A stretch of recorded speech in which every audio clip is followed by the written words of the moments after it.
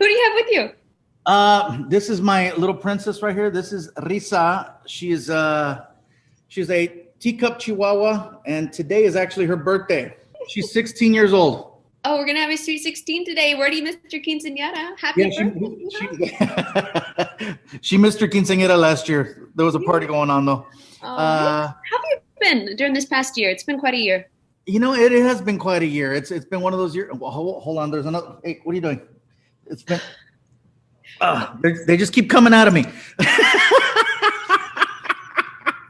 I'm not gonna ask where though. Let me tell you, this has definitely been the year of the dog, or dogs, shall I say? Yeah. Once they every day they're like, "Daddy's here." We're just with Daddy all the time, and yeah, I think we'd all have separation anxiety at this point if one of us had to go somewhere. So, for them, it's been the best year ever. But for everybody else, it's been a different story.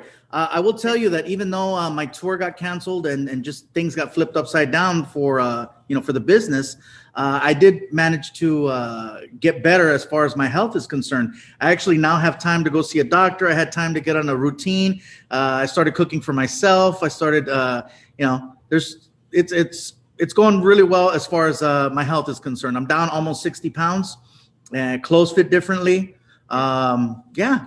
What an accomplishment. Congratulations. This seems to be, obviously a turn for everybody, but it's really turned out well for you, especially your health, because that's most important first and foremost. But another congratulations on part 3 of Mr. Iglesias.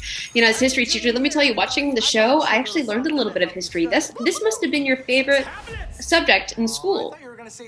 History? I'd say lunch, recess. I can tell you a couple more that I liked a little bit more. I was an okay student. I was easily distracted still in life.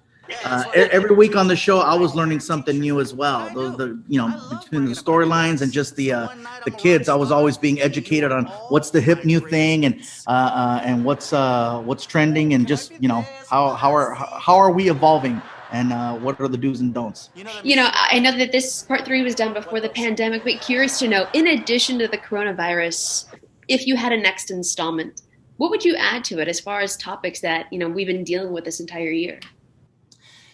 I think it would be we'd have to touch on it really just lightly, because I think there's some people that are so done with hearing about it, and others that, still want to live in that world where you got to acknowledge it. You have to acknowledge it, but I wouldn't want to make it so over the top that it's just like, oh, we're living that life now, and we just still got to live it on TV.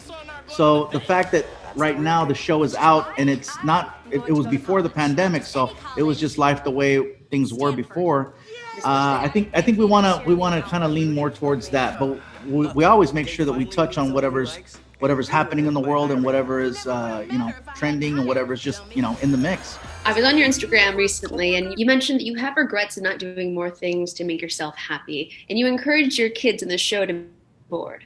What does Fluffy's vision board for 2021 look like? What can we anticipate on 2021 vision board for you? Well, I'm going to be optimistic and hope that I can go back to touring, and or if nothing else, be able to at least perform, whether it's at a comedy club or someplace where, I just want to be able to get back up on stage again, because it's the longest I've been away. And so, if I have the opportunity to do stand-up again, I definitely want to do it, but I want to make sure that people feel comfortable being in an environment where they sit near each other and are okay laughing, and, just not thinking and worrying about what's going on.